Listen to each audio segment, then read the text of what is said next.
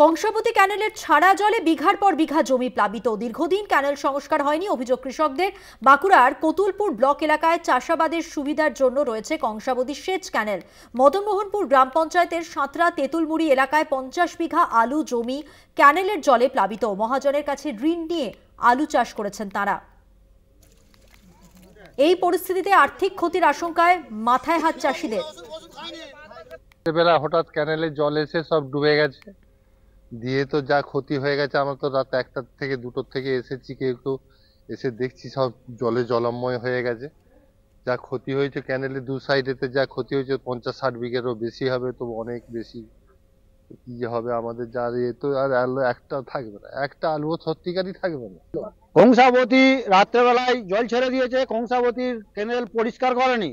Kennel অপরিষ্কার থাকা সত্ত্বেও রাত্রেবেলায় জল ছেড়ে দিয়েছে, দিয়ে কেনেলের গেটেতে যে জোবরা বুঝে যে কেনেল উঠছে, যে আমাদের আলু বাড়িতে 200 বিঘের মতন আলু ক্ষতি হয়েছে। 200 বিঘে আলু একদম সমস্তটাই মাঠ জলে